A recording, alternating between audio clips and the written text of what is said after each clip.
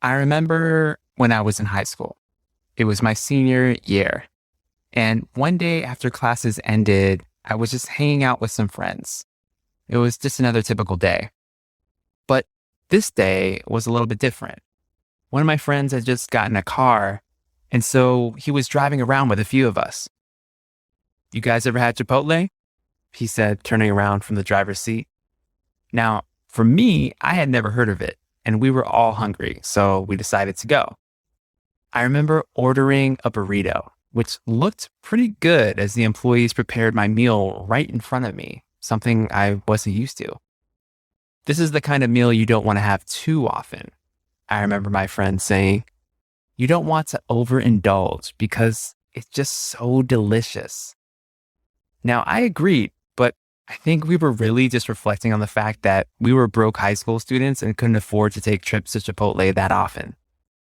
Now, for years after that experience, I never thought about the company that much, to be honest with you, other than swinging by to buy an occasional burrito. But little did I know that some people who were shareholders in this small but growing restaurant chain, were becoming massively wealthy because of the success of this business. Welcome to Stock Stories.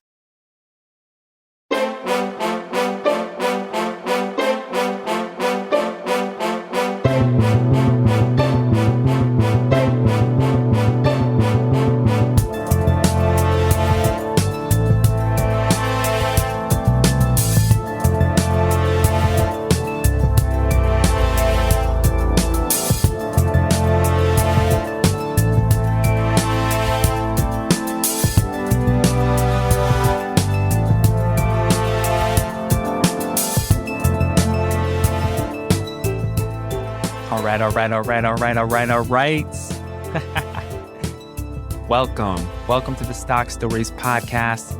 My name is Alex Mason, and I am your host and stock storyteller. Welcome to the show where we decode the business behind the stock. And we're doing that by going through every single S&P 500 company. Yes, we're going through the entire S&P 500. We've gone through more than 100 of them so far over the course of this show. And then also we go through mental models. Now, what are mental models? These are ideas or thought experiments that help us think about things in a different way. We can solve problems more effectively and more efficiently if we have more thinking tools in our brain with which to solve them. So that's what this whole show is about. And if you're new here, I want to welcome you to the Stock Stories podcast. So without further ado, let's go ahead and get into today's episode. We're going to be talking about another component of the S&P 500 index today. Let's talk about Chipotle Mexican Grill.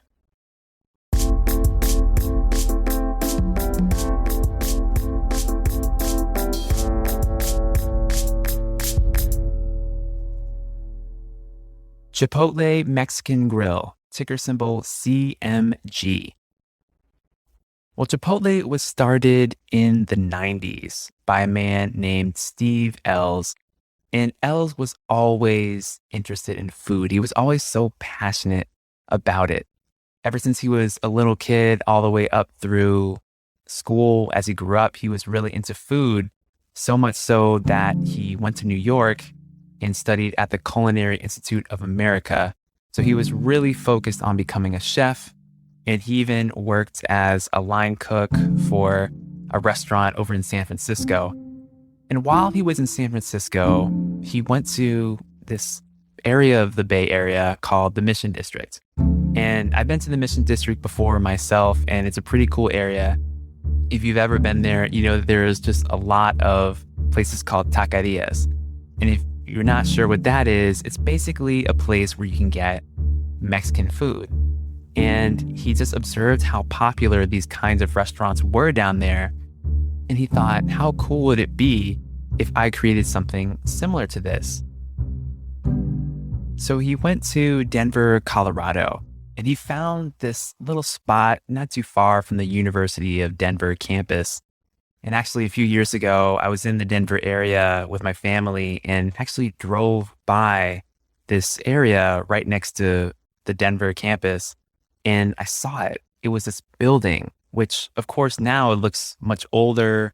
It's kind of frayed on the sides, and it doesn't really stand out that much, but there's this very recognizable logo right at the top of the building. There's a big sign on the roof and it says Chipotle Mexican Grill. And on that site was where Steve Ells created the very first Chipotle. And he borrowed $85,000 from his father to do this. But he figured that, hey, I eventually want to open up a fine dining restaurant, but this taqueria concept looks pretty popular. Let me just make this little small restaurant really quick, and then I'll make some money. And eventually I'll make enough money to build my quote unquote real restaurant, to build my fancy restaurant. So that's how we got started. Now, other than just being a great chef, Ells was also a smart businessman. He did some calculations before opening the restaurant and realized that in order to become profitable, he and his father needed to make 107 burrito sales per day. And they figured, okay, if we can get that, this could be something that actually works. But then after just 1 month in business, this restaurant was selling over 1,000 burritos per day. And it was just amazing because they saw the sales come in. People wanted this relatively affordable, quick burrito and Mexican style food, but they didn't want to go necessarily to a sit down restaurant in order to consume it. And they didn't necessarily want to go to a fast food restaurant either. Like sometimes you just don't want to go to McDonald's or Jack in the Box or Arby's necessarily. You want to go to somewhere kind of in between. And that's exactly what Steve Ells created. He created his own category of restaurant within an already super crowded industry, which was just incredibly hard to do, but he did it. He created the category now known as fast casual. At this point, Steve was still thinking about opening up his fine dining restaurant. And hey, things were going well for him. He was starting to make some money with his first location. But he thought, you know what, maybe I'll just build another one of these, see if it's successful too. And then I'll use the combined funds to go ahead and open up my fine dining restaurant. So he ended up opening up a second restaurant, and it was even more successful than the initial restaurant.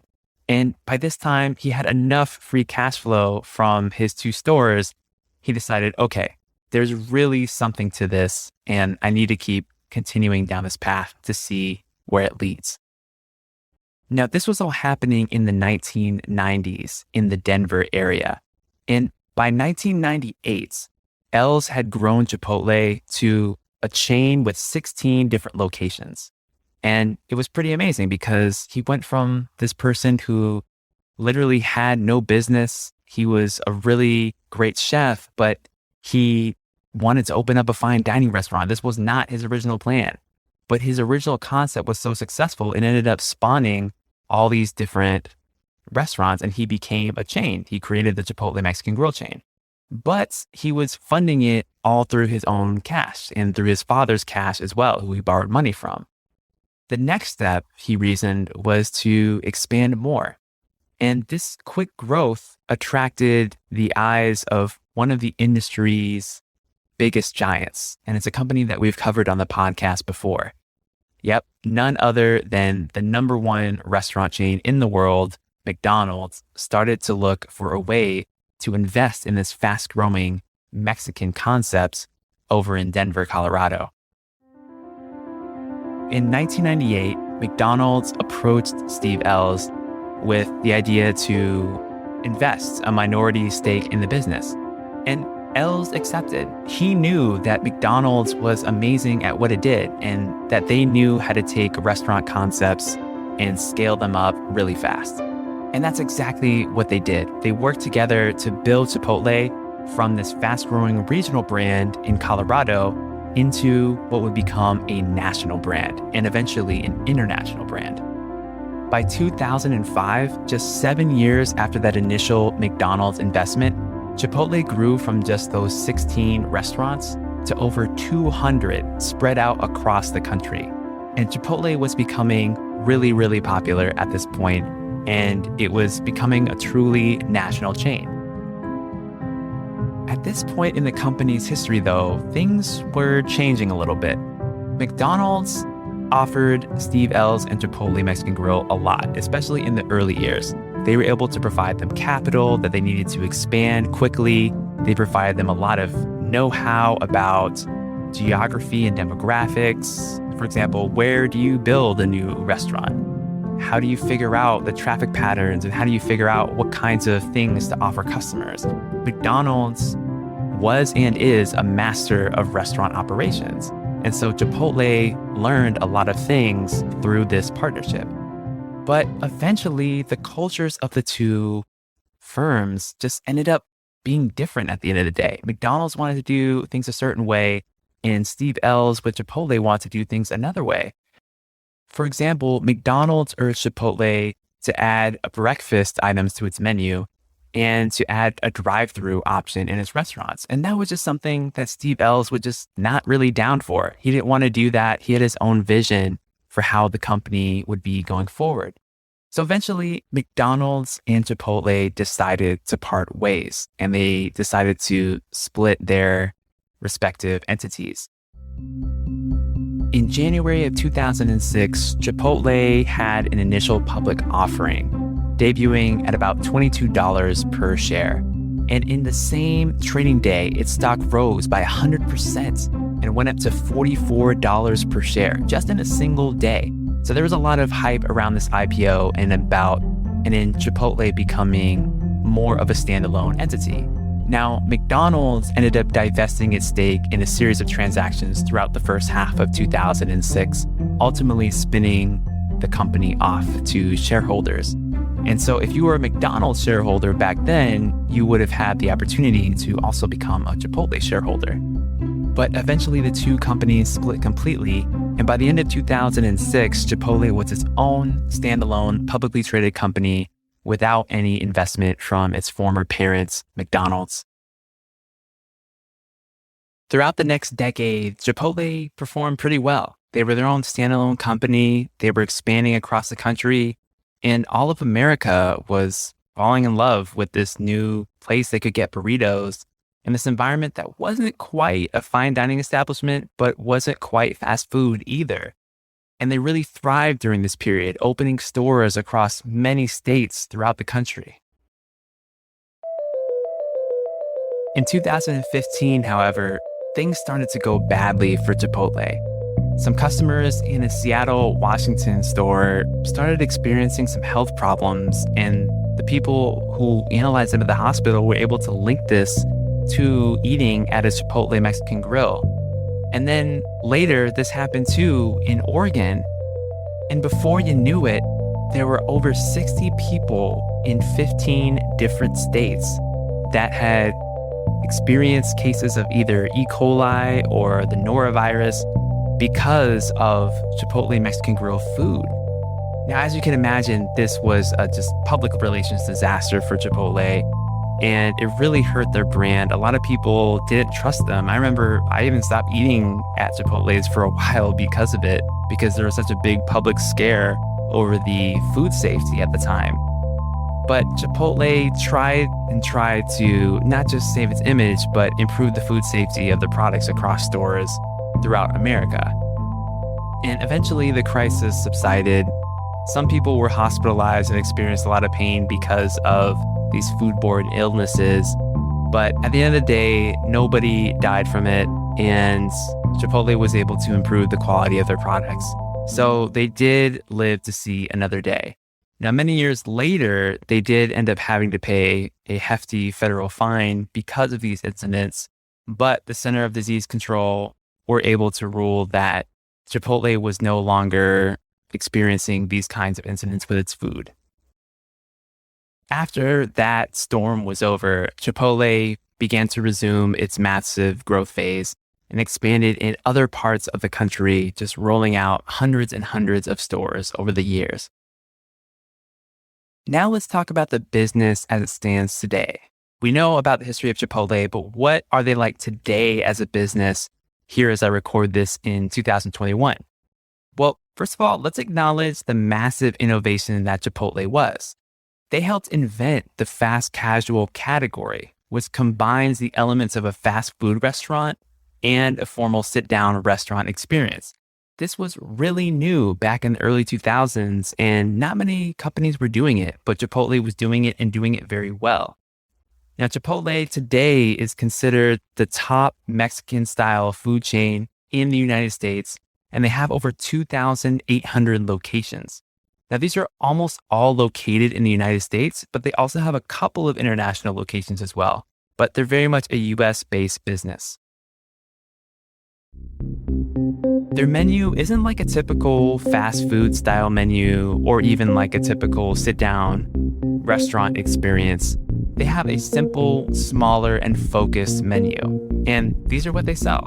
They sell tacos, bowls, which are basically burritos without tortillas, quesadillas, and then, of course, your traditional burritos. Now, this focus on their menu allows them to prepare food at a high level of quality, as opposed to fast food, which that business model is basically focused on selling a lot of different items of lower quality and trying to cater to everyone. And you're just focused on volume there. Whereas Chipotle is focused more on the quality side. Now, all of the stores that Chipotle owns are controlled by the company. They're not a franchise like a Wendy's or a McDonald's or Dunkin' Donuts. And that probably means slower growth for them overall. But if you zoom out even further with the big picture, they have greater control over the brand and operations of the company because they're all company run. And this is similar with other types of businesses too. For example, we covered Starbucks on the show a couple of years ago. Go back and check out that episode if you haven't already. Starbucks has a similar model where they have many, many different stores, but they're pretty much all company-owned stores. They don't do franchising. And so Chipotle also uses this model. All right, so what makes Chipotle different? They're a Mexican-style food place. They have a smaller and focused menu that makes them more efficient and higher quality. Okay, that's all well and good, but what about Chipotle really makes it different other than that? Well, let's first acknowledge that there's a lot of competition in this space. I mean, even just with Mexican-style food, you have Qdoba, there's Moe's Southwest Grill, and then there's countless other mom-and-pop restaurants that are competing for people's dollars. So what makes Chipotle really different? Well, I can tell you from personal experience and also by studying this business that the experience is just better. They're better operators.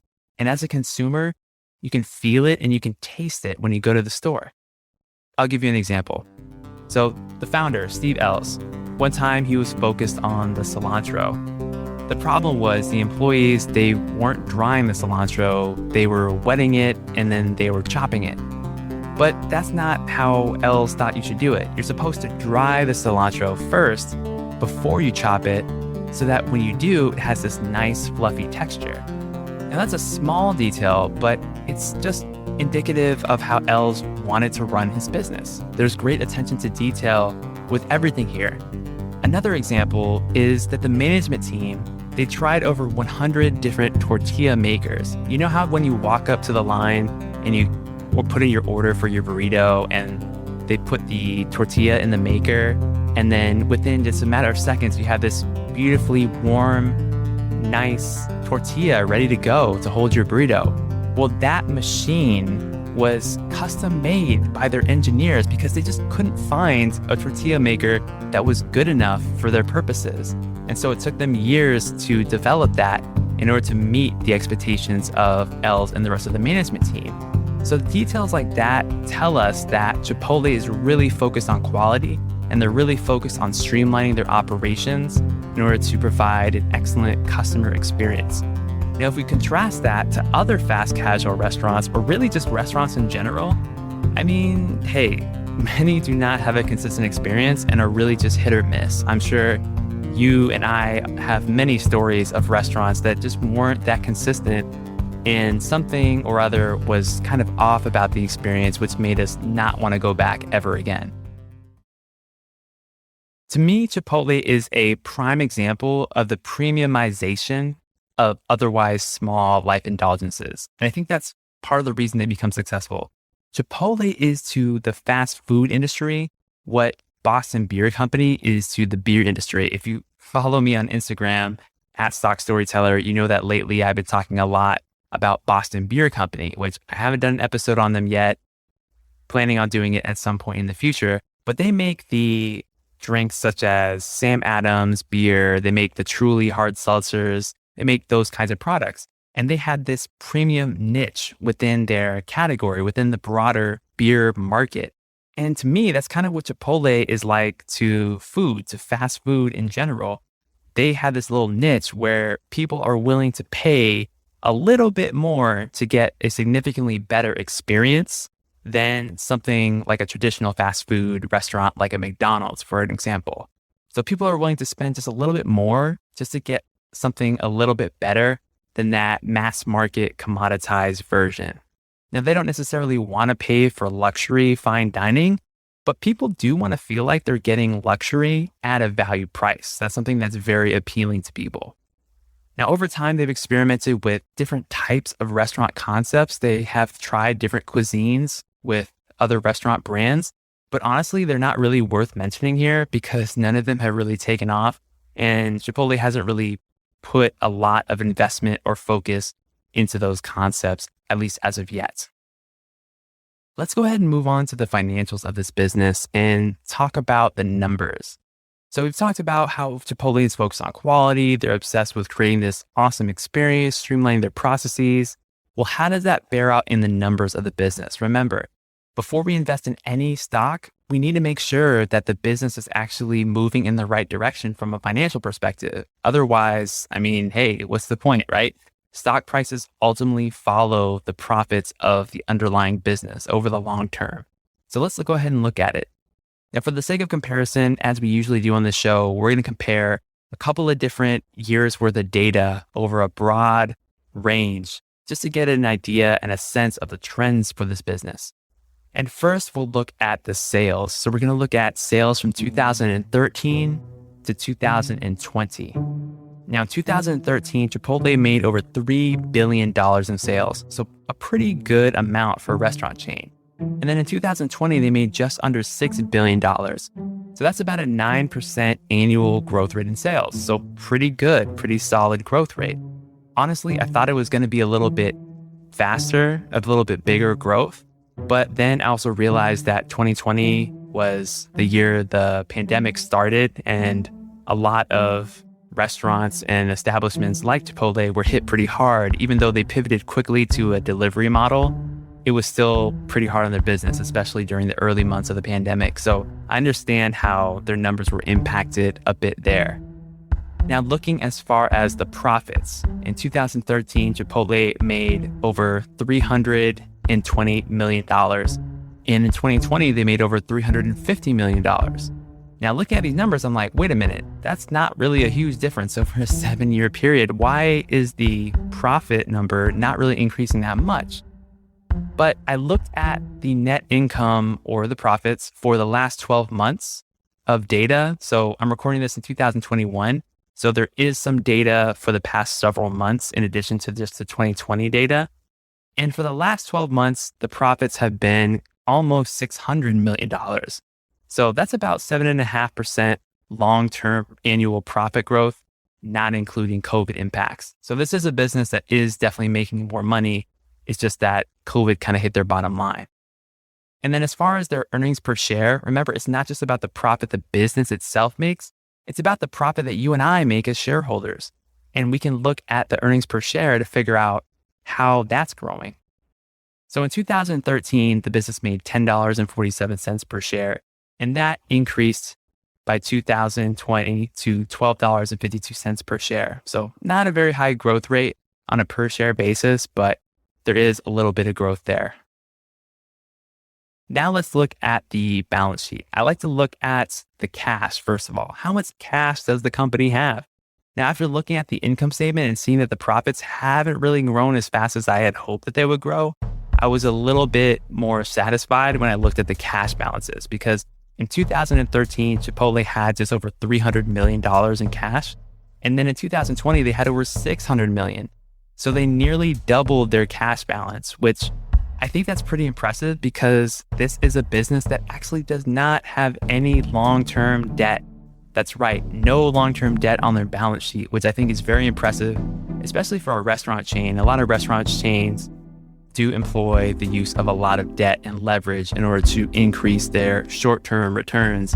But Chipotle doesn't do that. They're pretty conservative with their balance sheet. It's very clean.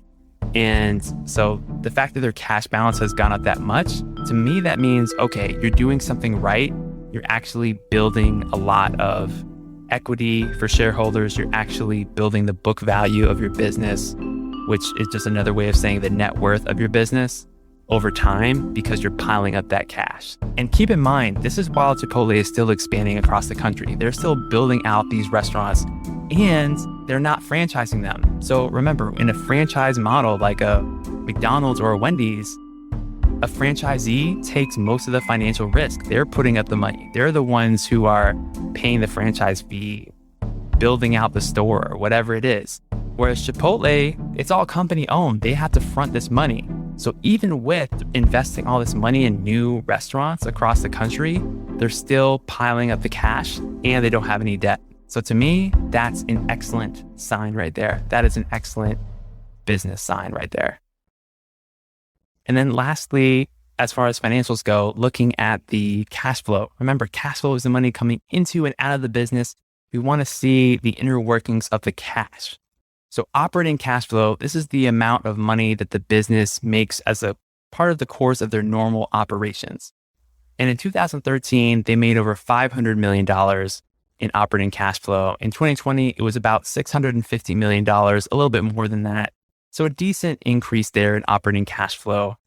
And then investing cash flow, it looks like year to year, Chipotle tends to invest around $400 million or so per year into its business. And this is impressive to me because from a profit perspective, remember we saw that Chipotle is making around $350 million or so per year in profit. Well, they're investing more than 1 year's worth of profits every year back into the business. So they're definitely still very much focused on growth. Now, as far as financing cash flow, this is the part of the cash flow statement where we see companies borrowing money, paying back money, issuing new shares on the market or buying back shares on the market or paying dividends. That's where all of this comes together in the financing cash flow portion of the statement. And they tend to spend around $100 million or so per year in financing cash flow. And honestly, the balance sheet, it's pretty clean. They don't issue a lot of new shares. They don't issue debt. They do have some lease obligations for their office space and their restaurant space. But compared to their profits, compared to their revenues, it's definitely prudent. And then as far as dividends, this is not a company that pays dividends. They're definitely in growth mode. So remember that companies that are in growth mode, they don't really want to pay out dividends to shareholders because they need to save that money to grow faster. Now contrast that with a very, very large old business. Let's pick on AT&T, which we've covered on the show. And AT&T has been around for well over 100 years. I mean, there's really not as many growth opportunities there.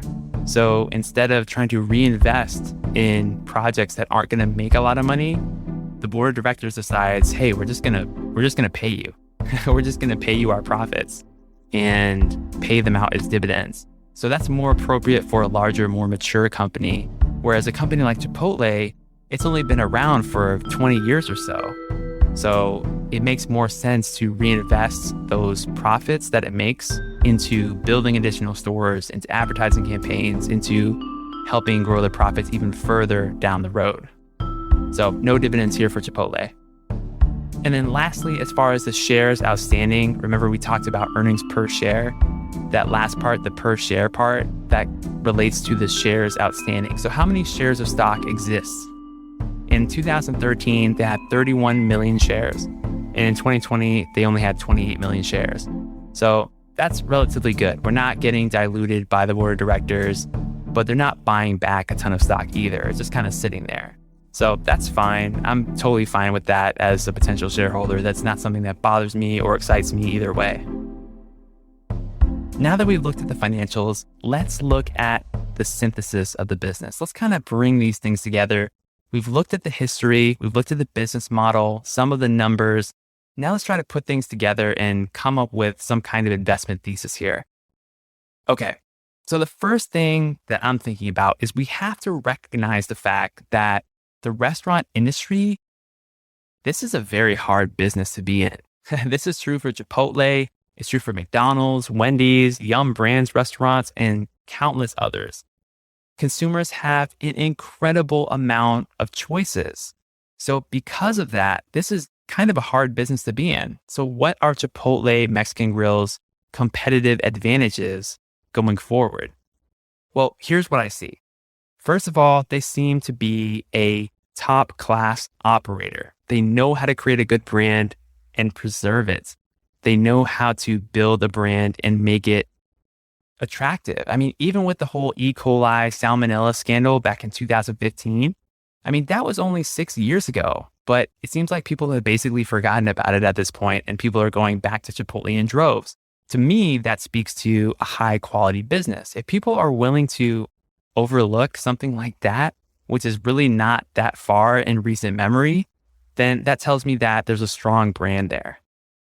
And then also Chipotle, they know how to innovate in the food space and own their niche. Now, when McDonald's was a major shareholder of theirs, they actually pressured them to sell different types of items. For example, lower risk, high profit items, things like coffee and cookies. And Chipotle resisted. They said, no, we don't want to do that. Now, why did they not want to do that? I mean, if you can sell coffee and make super high margins, you can sell cookies and make super high margins. And McDonald's does that all the time. Why would Chipotle not do that? Well, it's because it's not what Chipotle does. That's not who they are as a business. That's not their culture. They do fresh ingredients and fresh food, period. Now, keeping that promise to customers over the years, that is what has given them an immense amount of loyalty, even after the E. coli outbreak, which threatened to permanently damage their business. Now, that is an amazing thing, I think, because they know who they are. They have a very strong brand identity, and I respect that. To me, this is the type of business, though, that does rely heavily on great management. So I think that that is the biggest risk going forward. You cannot have subpar management managing a business like Chipotle. It's just not going to go well because there's just too much competition. As soon as things go wrong, your customers are going to go out the door and they're never going to come back again. So I think that that is something that is really important. Now, the good news is that they're doing very well and they've shown that they're able to execute. Now, the current CEO is actually not Steve Ells anymore. It's actually the former CEO of Taco Bell. He came in and is now the CEO of Chipotle. So you have this management who's familiar with this similar kind of a business, although different. There are certainly differences. And then another thing that I noticed about this business is the return on equity. So remember, return on equity, this is just a metric that tells us how good management is at turning a business's assets into profit. So the higher the number, the better.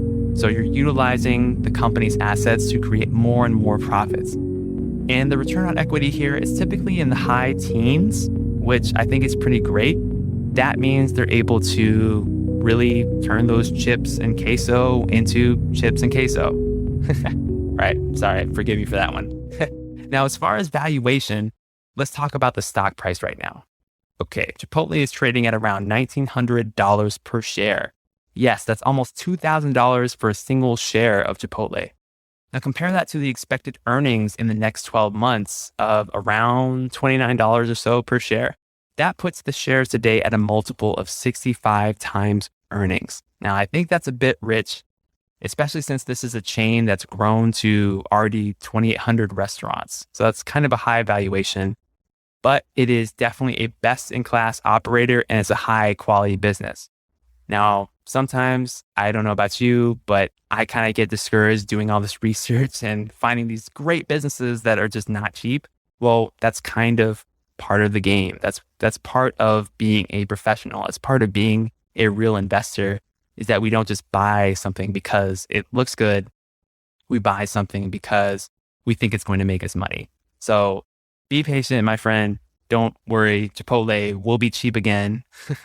It might not be super cheap again, but just 1 year ago, as a point of comparison, just a year ago, in around September of 2020, somewhere around there, Chipotle traded as low as $1,200 per share.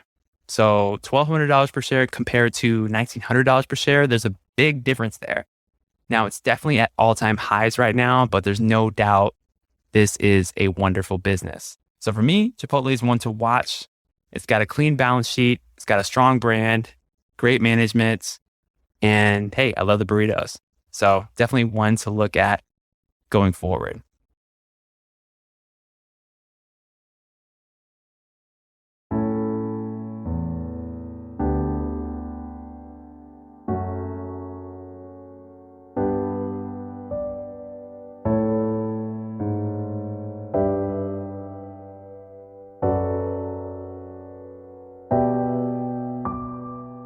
Hey, thanks so much for listening to the Stock Stories podcast. I'm your host and stock storyteller, Alex Mason. This show was written and produced by me. Sound design done by the incredibly talented Janelle Leon. And also, thank you to the lovely Selenia Caraveo for helping keeping things running smoothly behind the scenes. If you enjoyed this episode, consider sharing it with a friend. The way that this show grows is if you like it and you like it enough to tell people about it. So let's work together to help other investors learn about great businesses and buy stocks smarter. Now, if you like this episode and want even more, maybe you want to listen to all of the stocks in the archive, or you want bonus content such as episodes on stocks that are not in S&P 500, consider joining Stock Stories Premium. This is where I put my absolute best investment ideas and thinking, and where we explore more companies. Check it out by clicking the link in the show notes. So thanks in advance for sharing the show and considering becoming a premium subscriber. I really appreciate it. So until next time, what's your stock story?